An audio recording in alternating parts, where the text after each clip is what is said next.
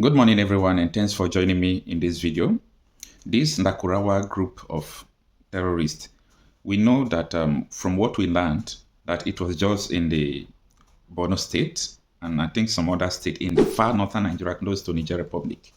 And when these people started some months ago, according to reports, we reported that these terrorists, that they were giving 1 million naira to each people in the north, everyone that want to convert to their ideology, to what they are teaching and become part of them, they will give you 1 million naira.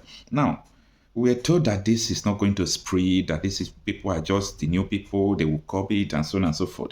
I am telling you this because some weeks ago, I also heard the news that this Lakurawua said they are coming down to the south, even down to the Imo state and so on and so forth. Now, this is what happened.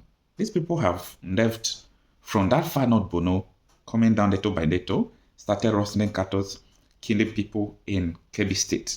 This happened yesterday. That Lakurawua terrorists killed 2 policemen, lost over 200 cows in Kebi state attack. So this was how Boko Haram started, all this banditry, terrorism. This is how everything started before. It will start from the northern part of the country. It will be spreading back little by little. Nigeria has a lot of problems. Boko Haram is there. Lakurawua is there. The people they call bandits who are terrorists are there. ISWAP is also there, and so on and so forth. So this is something that the federal government should divert their attention to, instead of trying to add their problem upon the problem they already have, like seeking for the extraditing of Simon Ekpa, trying to do all those things. All those things are not necessary to them.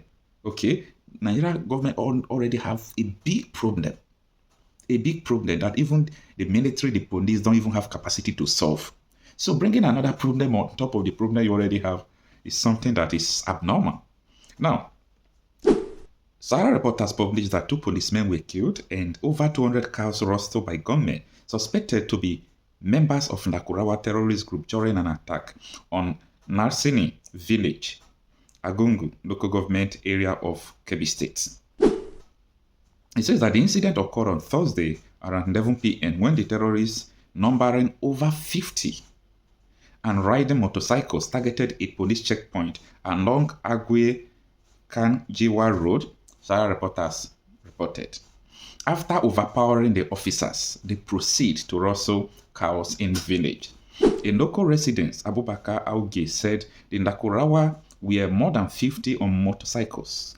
After overpowering the few police at the checkpoints, they went to where the cows were kept in his ranch and went away with them. Now, before I go forward, how is it possible that you know how cows, how huge they are, even though they follow forests, they follow everywhere, it's very easy to trace.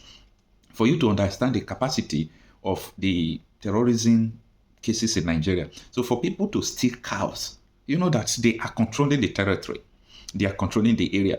So these people are no longer controlling only the far north Bono. They are now going down back to Kebi state. And this is not going to be funny. Now, the article continues that the rustled cows reportedly belong to a prominent civil servant, Nawali Black.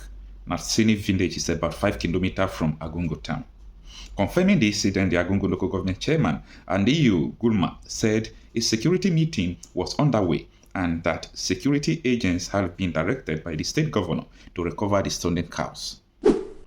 Confirming the report to Sahara reporters, SP Nafiu Abubakar, the police command public relations officer, said it is true. 2 of our men died during an encounter with them.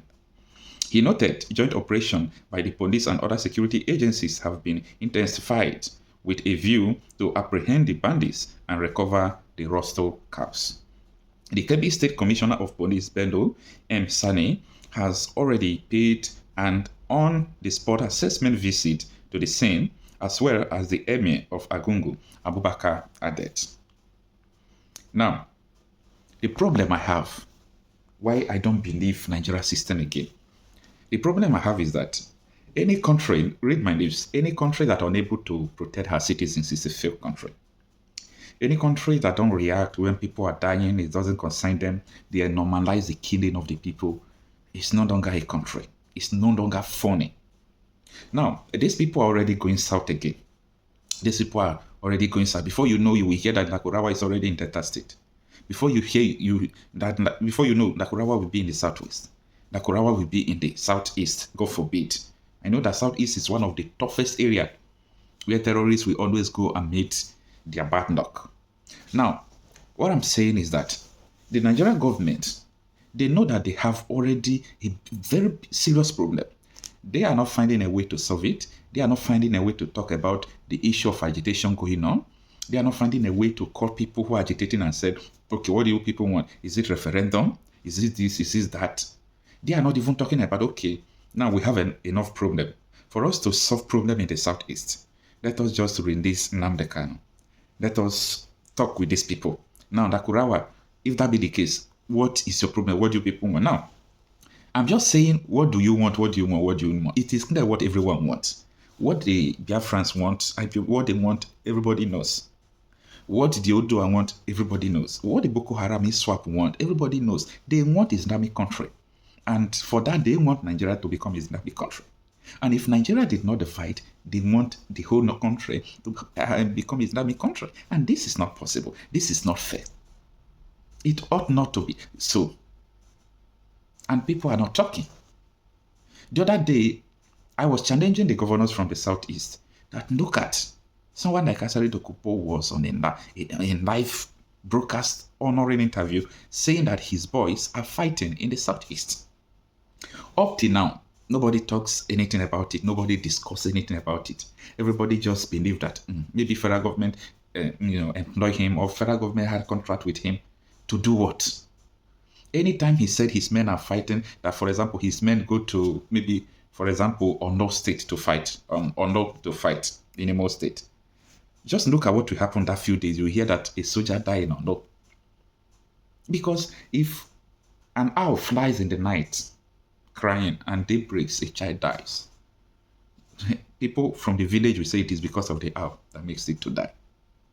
If Asari Dokubo comes out and say, in this particular place, my boys are there right now fighting, and the following day, the military died at that spot, people should ask questions. People should ask questions because Nigeria already have enough problem. Adding the problem of, people that you want to fight, you want to extradite, you want to do this, it's not going to help the matter. It's not going to help the matter. The whole information, the whole move of the federal government against people who are agitating, I'm aware of them.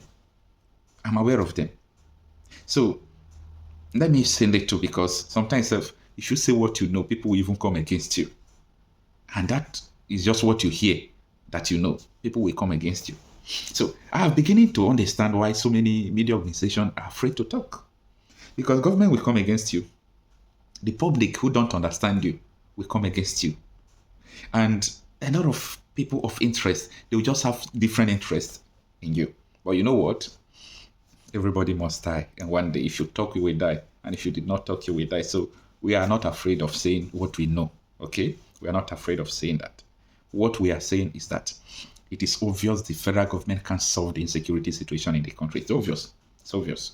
So let them not create more insecurity to it. We are trying all our best to defend ourselves in our villages. All these terrorists have taken over the villages. People are no longer going to farm.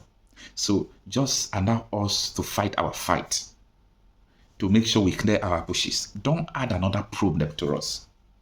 Because bringing anybody again, the bringing of Nnamdi Kanu, the kidnap and bringing of Nnamdi Kanu to Nigeria has caused more harm to Nigeria. Not only the sit at home, but look at the killings, people hijacking, so many things. So Nigeria government should be aware that if they try to extradite Simon Ekpa, the same thing that happened will also continue to happen.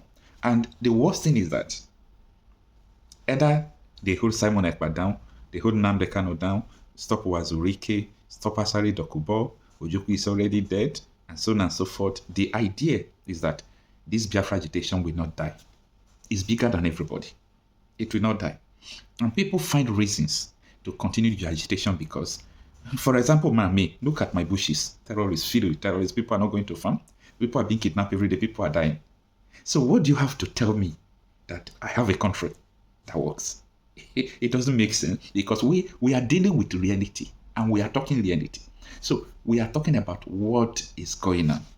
So It's nothing but the reality that this country don't have capacity to save her citizens.